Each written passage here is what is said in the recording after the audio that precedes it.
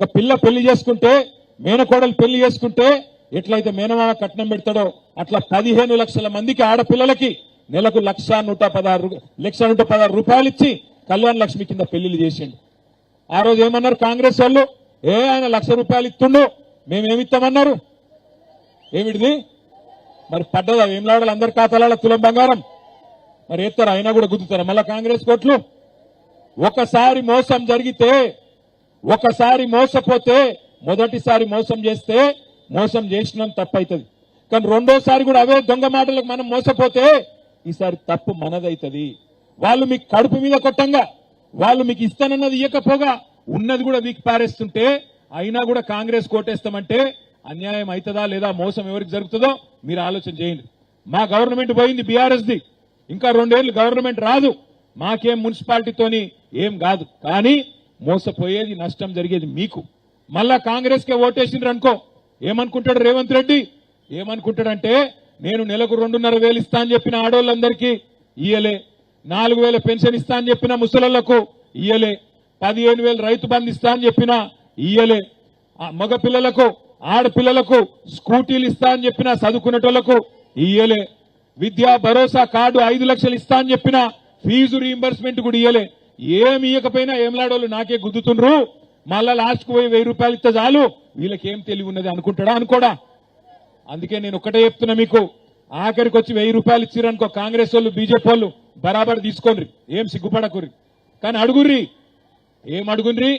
కొడుకా 1,000 రూపాయలు ఇచ్చినావు, మరి మిగిలిన ఎప్పుడు ఇస్తావు, బాకీ ఉన్నాయని అడుగుర్రి. అగో నీకేం బాకీ ఉన్నా నేను అంటాడు. అవు కొడుకా నువ్వే చెప్తావు కదా, నెలకు 2,500 ఇస్తా అని చెప్తావు కదా, 24 నెలలైంది, 1,00,000 రూపాయలు బాకీ ఉన్నావా లేదా, ఎప్పుడు ఇస్తావు? నువ్వు ఇస్తావా, నీ అయ్యి ఇస్తాడా, రేవంత్ రెడ్డి గారు ఇస్తాడా, ఎవడిస్తాడు, ఎప్పుడు ఇస్తావు అని నిలదీయండ్రి. మీ ఎమ్మెల్యే గారికి నిలదీసే దమ్ము లేదు. మీ ఎమ్మెల్యే గారు రేవంత్ రెడ్డి కాలు మొక్కుతున్నాడు మొన్న మంత్రి పదవి కోసం. మంత్రి పదవి కోసం రేవంత్ రెడ్డి కాళ్ళు మొక్కుతున్నాడు.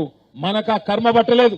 రేవంత్ రెడ్డి గల్లా పట్టుకొని యాడికెళ్ళి ఇస్తావా ఇయ్యవా దొంగ మాటలు చెప్పి అధికారంలోకి వచ్చినావు, ఇయ్యకపోతే గల్లా పట్టుకుని అడుగుతాం నా కొడక అని చెప్పి గట్టిగా గుద్దితే, అట్లా గుద్దితేనే తెలంగాణ వచ్చింది తప్ప ఉత్తుత్తగా రాలే.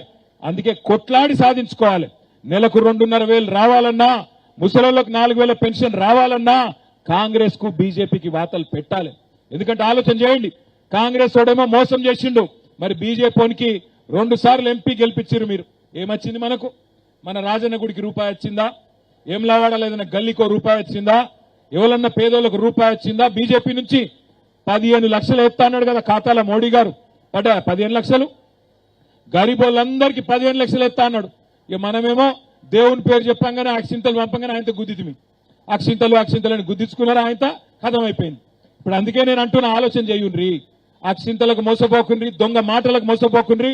కేవలం ఒకటే యాది పెట్టుకోండి, ఎవరు పేదోళ్ళని కడుపులో పెట్టుకొని తండ్రి లెక్క చూసుకున్నాడు, ఎవరు తెలంగాణ తెచ్చిండో వాళ్లకు ఓటేయండి, ఆగం కాకండి. ఇవాళ మీ అభ్యర్థులు ఇక్కడ 4వ వార్డులో, 5వ వార్డులో వాసాల లావణ్య శ్రీనివాస్ గారు, వారి కారు గుర్తు 3వ నంబర్ మీద ఉన్నది. 6వ వార్డులో నీలం శేఖర్ గారు 2వ నంబర్ మీద కారు గుర్తున్నది. 7వ వార్డులో సుంకపాక రాజు గారు 4వ నంబర్ మీద కారు గుర్తున్నది. 8వ వార్డులో కందుల క్రాంతి కుమార్ గారు 1వ నంబర్ మీద కారు గుర్తున్నది. ఒకటే మాట గుర్తుపెట్టుకోండి, ఓట్లకు పోయినాడు 11వ తారీఖు నాడు. నేను ఇప్పుడు వస్తుంటే సిరిసిల్లకి వెళ్ళి వచ్చిన, సిరిసిల్లలో ఒక పంతులు కలిసిండు.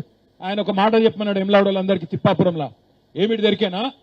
4,000 పెన్షన్ వచ్చిన వాళ్ళందరూ కాంగ్రెస్ కోటేయండి, 4,000 పెన్షన్ వచ్చిన వాళ్ళందరూ కాంగ్రెస్ కోటేయండి. 2,000 వచ్చిన వాళ్ళు ఎవరికి వేయాలి? ఎవలకు? ఏ గుర్తు తినబడతలేదు.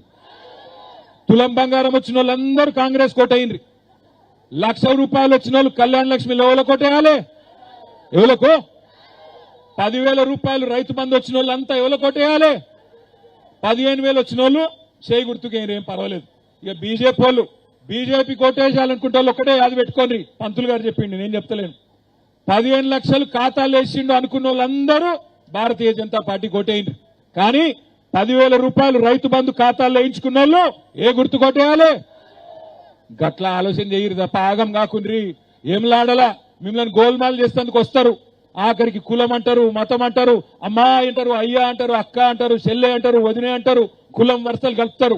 కులం వరుస కాదు, కులము మతము బువ్వ పెట్టది, కులము మతము బువ్వ పెట్టది. మనకు బువ్వ పెట్టే పార్టీ, మనకు తెలంగాణ తెచ్చిన పార్టీ, మనను కడుపులో పెట్టుకొని కన్న తండ్రిలాగా సాకిన నాయకుడు కేసీఆర్ గారు కారు గుర్తు. అందుకే కారు గుర్తు మీద వచ్చే అభ్యర్థులకు గట్టిగా ఆశీర్వాదం ఇచ్చి గెలిపియండ్రి, ఆగం కాకుండ్రి. మళ్ళొక్కసారి నేను చెప్తా ఉన్నా, కాంగ్రెస్ కు సురుకు పెడితేనే 6 గ్యారంటీలు అమలైతాయి. బీజేపీకి వాత పెడితేనే వాళ్ళు చెప్పిన 15 లక్షలు వస్తాయి. లేకపోతే మోసం ఇట్లే కొనసాగుతుంది, అన్యాయం ఇట్లే కొనసాగుతుంది. 10 ఏళ్ల కిందట వేములవాడ అభివృద్ధి బాటలో ముంగడికి నడిచింది కేసీఆర్ గారి నాయకత్వంలో. ఆనాడు చిన్నమనేని రమేష్ గారు ఎమ్మెల్యేగా ఉన్నారు. ఆ రోజు ఇదే వేములవాడని ఇవాళ తీర్చిదిద్దుకున్నాం. ఇవాళ ఈ 2 ఏళ్లలో రూపాయి పని కాలే.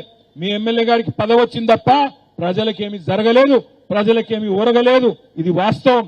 అన్ని ఆలోచించి 11 తారీఖు నాడు మంచి మెజారిటీతో వేములవాడ మున్సిపాలిటీని మరి బీఆర్ఎస్ పార్టీకి అప్పచెప్పండి అని చెప్పి కోరుతూ చెల్లిమేడ లక్ష్మీ నరసింహరావు గారి నాయకత్వంలో చక్కగా ముందుకు పోతున్నాం.